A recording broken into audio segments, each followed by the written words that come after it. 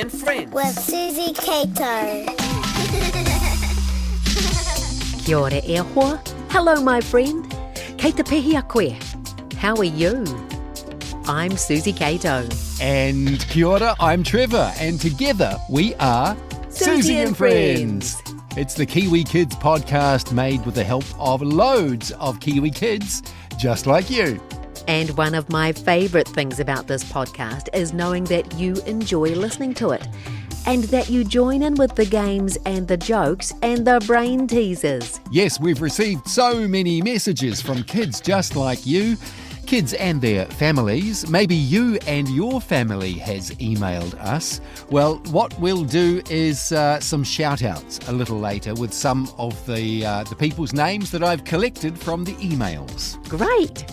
We've got some things to do first, like share this week's brain teaser, which came from Yumi. And at first I thought it was a joke, and it could be, but it's something to tease your brain with too. Sounds good. What's Yumi got for us? If you drop a yellow hat in the Red Sea, what does it become? Okay, so we're working with colours here, yellow and red. So a yellow hat and the Red Sea. If you mix red and yellow together, you get orange. Is that what you're thinking? The yellow hat in the Red Sea becomes orange. Well, if you're thinking that, you'd be wrong. For a start, the Red Sea isn't actually red. It got the name Red Sea from the algae blooms that are a red colour. The Red Sea is actually a normal greeny blue colour. Ah, okay. So when you mix yellow with blue, you get green. And if you mix yellow with green, you get a yellowy green. So a yellow hat dropped into the Red Sea would become, is it green? I like your thinking, but no. A yellow hat dropped into the Red Sea becomes, do you know? It becomes wet. Oh, Suzy and Yumi, you tricked me. That is a very good brain teaser. I focused on the colours instead of what happens when you drop something in the sea. Ka pai tō mahi. Good job. If you have a brain teaser to tease our brains with, or a joke, or a story, or you just want to say kia ora, email suzy@suzy.co.nz or visit our website suzy.co.nz and send us a message from there. Suzy shares a story soon, one about monarch butterflies. Aidan's popping in to play 7 questions and, Serena is going to tell us all about the witch in the cherry tree. Cody will be in with Cool to Kōrero soon too. But first, the moment you've been waiting for. Yumi bamboozled your brain, now we're going to tangle your taringa. Yes, we are. It is time for our game with no prize. What's that sound? Are your ears ready to listen? Whakarongo. What's that sound? He aha te ratangi. Crikey! What's that sound? He aha te ratangi. Let's listen to it again. What's that sound?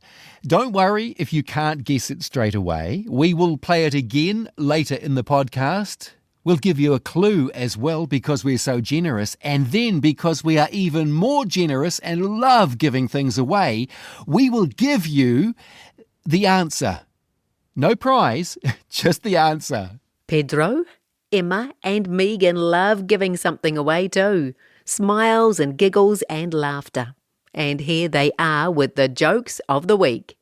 Okay, it's joke time. What's your name? Pedro. Go for it. What has 4 wheels and flies? I don't know. What has 4 wheels and flies? A garbage truck. Here's Emma. How does a farmer count a herd of cows? How does a farmer count a herd of cows? I don't know. With a calculator. A calculator. Oh, very good. Yay. What's your name? Megan. How old are you? 7. Hey, you got a joke for me? Yes. Why did the chicken cross the playground? Why did the chicken cross the playground? He wanted to get to the other slide. It's New Zealand's favourite kids show, Suzy and Friends, with Suzy Cato. Great jokes, kid comedians. Thank you very much. Hey, are you a kid comedian? And do you have a joke you'd like to share? Well, if you do, email Suzy at suzy.co.nz or use the message box on our website. What's the website? suzy.co.nz. Yes, please. They say laughter is the best medicine. And I tell you what, receiving your jokes always brings a smile to my dial, like Katrina and Judah's jokes. I'll share Katrina's joke first, okay? Are you ready? Okay, then. What did the duck say when he went into the shop? I don't know, Katrina. What did the duck say when he went into the shop? Can I have a quacker? And look out, here comes Judah's joke. Why did the one-handed pirate cross the road? I don't know, Judah. Why did the one-handed pirate cross the road? To get to the second-hand shop. Arr. Love it. Sibling comedians. That's fantastic. Okay, now, fun facts. Fun facts. Fun facts. Fun facts. And today's fun facts are all about the creature mentioned in today's story.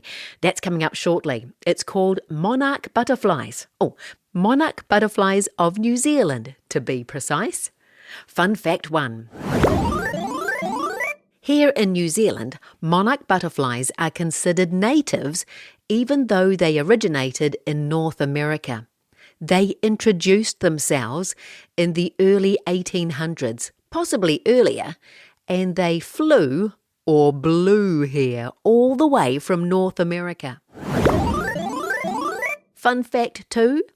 You can easily see the difference between a male and a female monarch because of two special things. It's not so easy with other species of butterfly apparently, but on male monarch butterflies, you can see two scent glands which appear like black dots on their hind wings. And the veins on the wings of a female monarch are also thicker than on a male's wings. Fun fact 3. Stripy monarch caterpillars can eat pumpkin if they're desperate, but they need a swan plant to not only thrive, but to survive. A monarch butterfly, though, only needs a swan plant to lay her eggs on. The male and female butterfly need lots of bright, colourful flowers that are loaded with nectar to feed from, and while they feed, they pollinate the flowers a bit the way a bee does. Very cool. And that's fun facts for this week. Fabulous fun facts. Suzy, thank you very much. Now, those fun facts will make the story that you hear next even more interesting. Why? Because Suzy just shared some fun facts about monarch butterflies that aren't even in the book about monarchs that she's about to read. Okay, she's ready. Away you go, Ms. Cato. Do you have monarch butterflies in your garden at the moment? I've just been looking out the window to see if I can see any in my garden. There's none there just now, but I do have a very cool book here. It's called Monarchs of Aotearoa. It's by Erin Wilson and illustrated by Isa Mutiara Putri. Monarch butterflies first appeared in the American tropics more than 2 million years ago. Every summer, the monarchs of the Americas fly or migrate many thousands of kilometres north. Exactly how they find their way is still a mystery. Some scientists think they follow the sun. About 150 years ago, the monarchs of the Americas went on a magnificent journey. The beautiful monarchs, with wings that feel like paper, probably rode the winds of cyclones. High and low winds took them all the way to Aotearoa, New Zealand. It was a dangerous journey. We don't know their exact route, but we do know they probably flew more than 10,000 kilometres. Aotearoa looked very different from their home in the Americas. The clever butterflies persisted in this new land. Do you know what that means? Persisted? They tried really hard and they kept on trying and trying. The clever butterflies persisted in this new land and found all they needed to survive. They found food for their caterpillars, the precious milkweed, or what New Zealanders call swan plants. Swan plants are poisonous to humans, but monarch butterflies cannot live without them. How the swan plants arrived in Aotearoa is another mystery. People from other lands might have brought them long ago when they came to hunt whales or to trade supplies.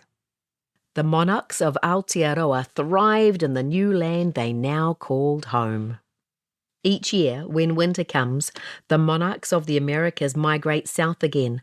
Often they fly to Mexico for a big rest called diapause. The monarchs of Aotearoa do not migrate south for diapause. They find a spot closer to home. They rest for 3 months or more. In the winter, in spectacular scenes of orange and black, the butterflies roost together in large clusters up high in trees all over Aotearoa. How they all find each other and how they choose the tree are also mysteries. The roosting and sleeping behaviour is called overwintering. Overwintering helps keep monarchs safe and warm during strong winter winds. The overwintering grounds are all over New Zealand. Remember to look up into trees in winter. You never know when you may come across a cluster of monarchs. Remember to be quiet though. They are sleeping. Come the warm springtime sun, the monarchs of Aotearoa become active again. They find food and mates and begin to lay their eggs. The Kiwi summer is the monarchs' time to shine. You can see them fluttering all over both islands of New Zealand. If you're in New Zealand, you can enjoy the fascinating monarchs of Aotearoa. Simply sow the seeds of their beloved swan plant and watch the magic of these brave travellers. And in the back of the book, there's some information about how you can grow a swan plant at your house. It's really easy. Did you enjoy that story? Did you learn something new about monarchs? Me too. It's called Monarchs of Aotearoa by Erin Wilson, illustrated by Isa Mutiara Putri. This is Suzy and Friends. With Suzy Cato. What a fascinating book. And you can see the pictures in that book when you visit our YouTube channel, Tree Hut TV. It's in the Suzy's Book Corner playlist. But that's not the only channel we have. There's Kids Talk About Books, which is loaded with book reviews. And a couple of weeks ago, Suzy added a third YouTube channel. I sure did. You and Me NZ, and it has episodes of You and Me that haven't been on YouTube before. Now, You and Me is a program that I made when your folks were little. It's got songs and stories and toys and games, and you come and visit me in the You and Me house. It's really for preschoolers, and it's a lovely, gentle program. But even if you go to school, you might like to go and check it out. It was one of New Zealand's most watched programs back in the day. You and Me NZ on YouTube, or visit our website, suzy.co.nz, for a link. OK, what are we doing now? Oh yes, it is time to turn on our taringa for What's That Sound? That is the sound in this week's game with no prize. What's that sound? He aha tēratangi. Do you know what it is? Whakarongo, let's listen again. Do you think you can guess what it is? I'm sure I've heard that sound before.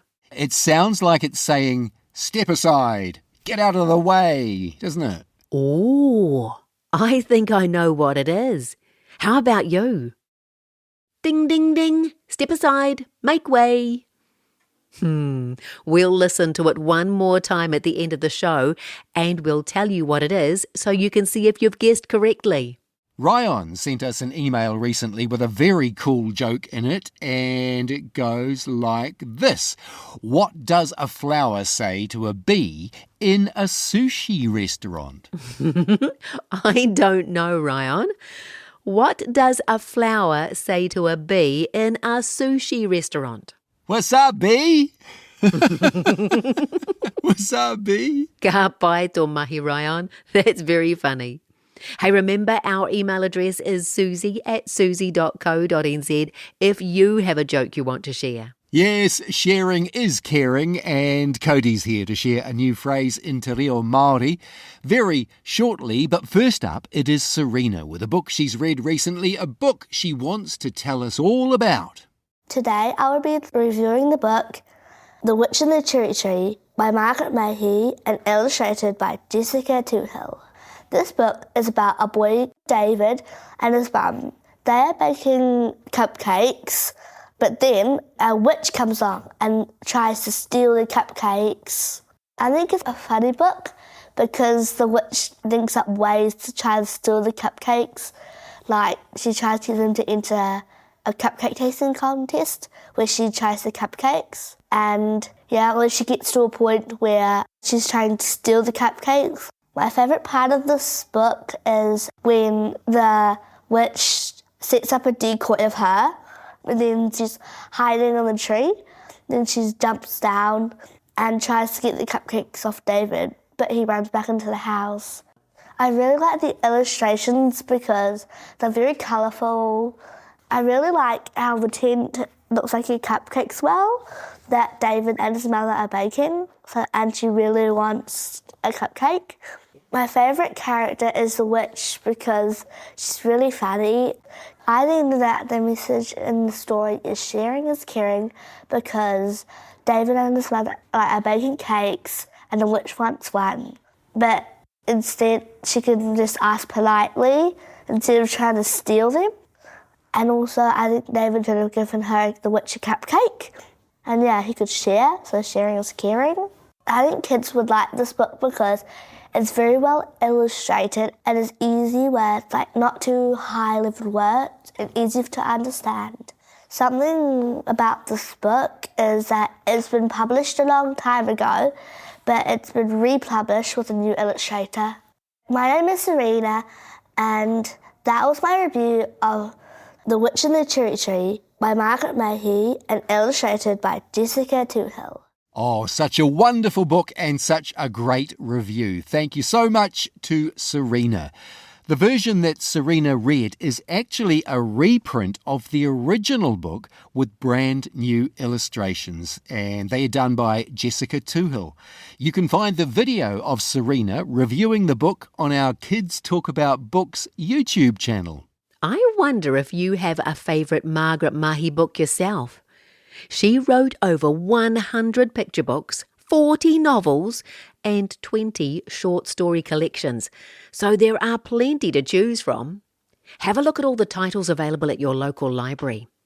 See if they have a copy of The Man Whose Mother Was a Pirate, or The Horrendous Hullabaloo, or Bubble Trouble, or maybe the novel Madigan's Fantasia, or that became a TV program, Madigan's Quest.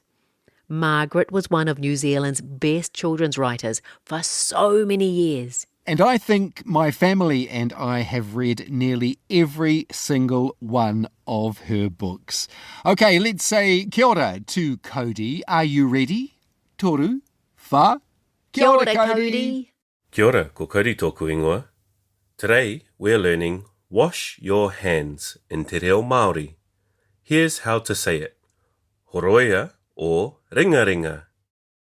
As usual, let's do the first bit and then the second bit, okay? Ka pai. Try saying after me, horoia. And again, horoia. Good. And now the second bit. Repeat after me. O ringa ringa. Now, let's put it all together. Listen carefully. I'll say it first, and then you say it. Horoia o ringa ringa. One more time. Horoia o ringa ringa. Good job. Ka pai tō mahi. And that's Ko Te Kōrero for today. Remember, wash your hands in te reo Māori is horoia o ringa ringa. I'm back with more Ko Te Kōrero on the next Suzy and Friends. Ka kite. Kia ora, Cody, and Cody will be back next week with a new phrase in Ko Te Kōrero. Okay, now I promised we'd do some shout-outs for some of the people who listen to Suzy and Friends in a podcast, so stand by. Here we go. Kia ora to Lyndon and Edmund, and also to Lainey and Danielle. Kia ora, Isaac and Quinn, Ella and Sophie, the Harris whānau, Declan, and the Joe whānau. Also, Nicholas and Maranella. A shout out to Room 2 at St Mary's School and to our friends at Hamilton East Primary. Also to Alex and Arthur and Annabelle, who are all from the same family, the Andreasen whānau. That is very cool. Thank you very much, kids. Okay, more shout outs next time. Right now, Suzy had a kōrero with Aidan the other day, and they played a game of 7 questions, and she started by asking Aidan what he likes to do in the weekend. I just like the playground down at the beach. And do you like going to the beach? Yeah, I like going to the beach so I can swim. And once I jumped off the bridge to the water. Oh, fantastic. But it's so hard to swim to shore when the water is moving. So did you let the tide take yourself all the way to the jetty? I had to swim and I was like, whee! Wonderful. But something you do in summertime, eh? Yeah. It's a bit cold at the moment. Hey, now, Aidan, you've got a piece of paper there with you. What's on that piece of paper? What I want to be when I grow up. Oh, really? You want to be on that piece of paper when you grow up? No. What do you want to do when you grow up? Well, firstly, I would love to tell amazing stories that will make kids to become authors like me. Wonderful. So you write already. You write your own things now, don't you? Yeah. Yeah. What kind of things do you like to write about? I'm making a story called The Book of Deadly Monsters, which is about in the Middle Ages. He's the son of a king, and he fights evil monsters that are trying to destroy other places. And your hero, what's his name? Godfrey Gilligan. Is he the second? Is he based on anybody in particular? He's like very clumsy and doesn't know how to like defend himself. Oh, I can't wait for you to finish that book. It sounds like it's going to be amazing. Oh, and if I was done with that, I would give it to my nana for the first copy. And nobody else would have it, but she would have the original book. Wonderful. And you'd have to go to her shop to be able to read it. Yep. Fantastic. Or buy it. Yeah, or buy it, definitely. You can buy it. You want to sell lots of copies, don't you? Well done. I'm rich. Yay! Very cool. Aidan, thank you so much. Hey, I wonder how many of those questions you would have answered the same as Aidan. Like, do you want to be a famous author when you grow up? Maybe writing and selling the kinds of books that make kids want to be famous authors. What a cool thing to want to do. Oh, we should try and find Aidan when he's a grown-up and see if he made his dream come true. Or if his dream changed and grew as he grew. That's fascinating, isn't it? Hey, it's time for one last chance to work out he aha tēratangi. What's that sound? Step aside, move out of the way. I'm coming through. Did you guess it was a bell on a bike? Yes, that's what it was. It was a bell on a bike bell. When I was your age, I had a bell on my bike and it sounded just like that. My bike still has a bell on it, though I haven't ridden the bike since summer, so hopefully it still sounds like that next summer. If it hasn't rusted up. Okay, next week we'll have a new What's That Sound? We'll tease your brain with a new brain teaser. I'll get to read another cool story by a local author, and we'll share the Suzy and Friends microphone with loads of cool kids just like you. Email Suzy at suzy.co.nz if you have a joke or a brain teaser or a message for us. Or you can use the message box on our website, suzy.co.nz. But we'll head away now and leave you to listen to some of our other Suzy and Friends episodes. Thanks to Yumi for the brain teaser, to Aidan for playing 7 questions with me, and to Serena for telling us all about Margaret Mahy's reprint of The Witch in the Cherry Tree, with illustrations by Jessica Tuhu. Thanks, Cody, for this week's Call to Kōrero, Pedro, Emma and Megan for the triple treat of jokes, and to Erin Wilson for letting Suzy read her book Monarchs of Aotearoa. Thanks to our wonderful friends at New Zealand On Air. And kia ora to the fabulous folk at RNZ. But it's you that our biggest thank you goes to. Thanks for joining us today. We love having a kōrero with you on the Suzy and Friends podcast. Kia ora e hoa. Thanks for joining us. Remember, you can listen to each Suzy and Friends podcast as many times as you like, and we have a new episode drop every Monday, just for you. Gotta go now. Have a great day. Ka kite. Ka kite e hoa. Goodbye, my friend. This is Suzy and Friends with Suzy Cato.